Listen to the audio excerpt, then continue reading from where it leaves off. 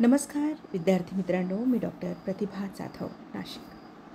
निवडक गोष्टींच्या गुहेत सावित्रीबाई फुले पुणे विद्यापीठ पुणे द्वितीय वर्ष कला वर्गाच्या भारतीय ज्ञानपरंपरा अर्थात IKS या अभ्यासक्रमासाठी लोककथांचा अभ्यास शैक्षणिक वर्ष 2025-26 पासून या पाठ्यपुस्तकात आपल्याला कथा अभ्यासण्यासाठी आहेत. पुराणकथा आहेत, लोककथा आहेत, परंतु आपण सुरुवातीला तात्विक भाग बघणार आहोत, तो म्हणजे लोककथांचे स्वरूप. टप्प्याटप्प्याने आपण पुढील स्वरूप, संकल्पना, प्रकार हे बघणार आहोत. तर सर्वात आधी तात्विक भागामध्ये लोककथांचे स्वरूप. जगभरातल्या सर्व भाषात फार प्राचीन काळापासून गोष्टी सांगण्याची परंपरा आहे. रात्री शेकोटीभोवती बसून लोक एकमेकांना पशु पक्ष्यांच्या, चंद्र ताऱ्यांच्या, गुराखी, शिकारी यांच्या गोष्टी सांगत असत. कुटुंब संस्था अस्तित्वात आल्यावर आजोबा आजी नातवंडांना गोष्टी सांगून झोपवत. अंगाई गीतातूनही गोष्ट रचून आई मुलांचे मन रिझवीत असे.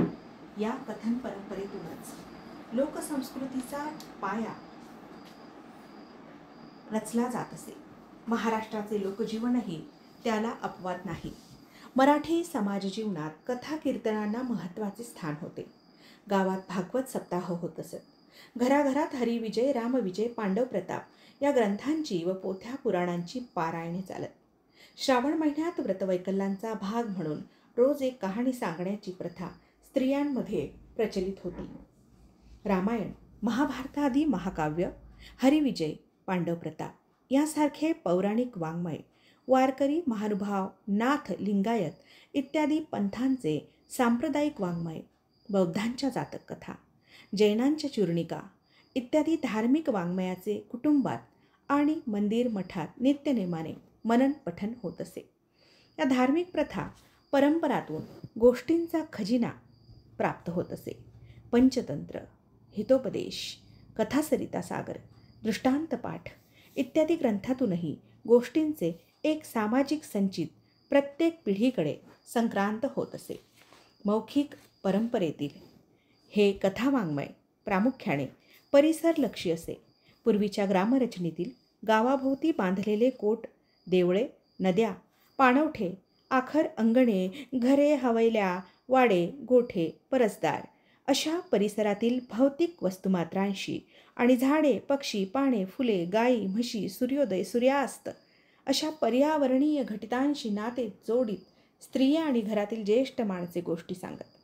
गोष्टींच्या अशा कथनलयींच्या तालावर परिसराशी मैत्र जोडत कुटुंब मूल्यसंस्कार ग्रहण करीत असे.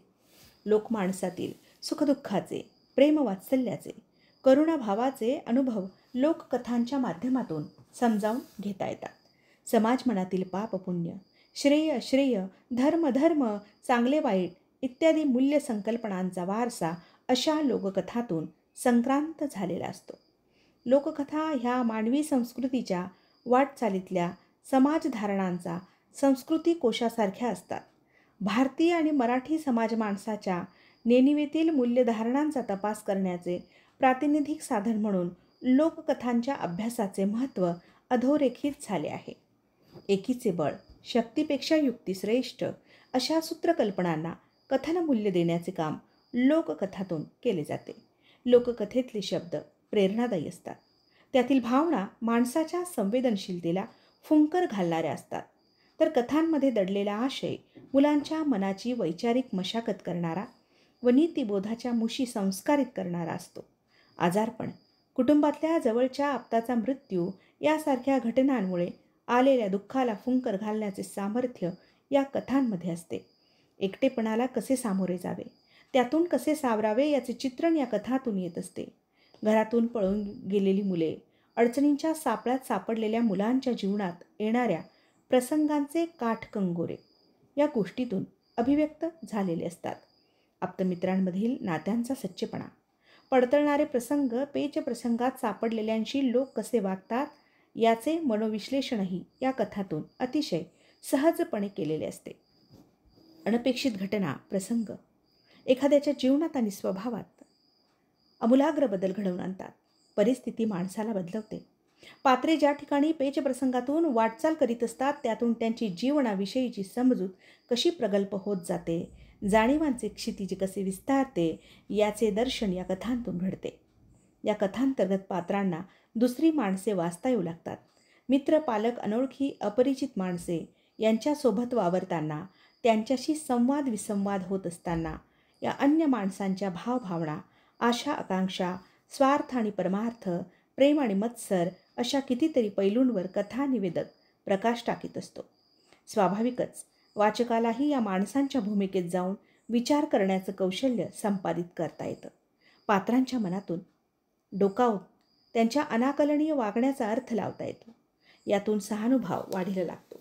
मनाचे मानसिक भरणपोषण आणि सांस्कृतिक मूल्यधारणांचा वारसा पुढे नेण्याच्या दृष्टीने भारतीय लोककथांचा मौलिक ठेवा आपल्याला लाभला आहे. जगभरातील लोककथांची आशयसूत्रे आणि मूल्यभावांची साम्यस्थळे लोककथांमध्ये आढळतात. त्यामुळे वैश्विक सांस्कृतिक ऐक्यभाव वाढीला लागण्याची क्षमता लोककथांमध्ये ठासून भरलेली आहे. आपण पुढे बघूया लोककथांची जागतिक व्याप्ती. जागतिक पातळीवर लोककथा संकलनाचे प्रयत्न फार पूर्वीपासून सुरू होते. 12व्या शतकात सेमुंड या धर्मोपदेशकाने नॉर्वेच्या लोककथा संकलित केल्या. डॅनिश इतिहासकार सॅक्सो याने दंतकथा, लोककथा व अद्भुत कथांचे संकलन केले. व्हिक्टर रिडबर्ग याने स्कॅन्डिनेव्हियन या बर्फाच्छादित प्रदेशातील सागा म्हणजे वंश कथा संकलित केल्या.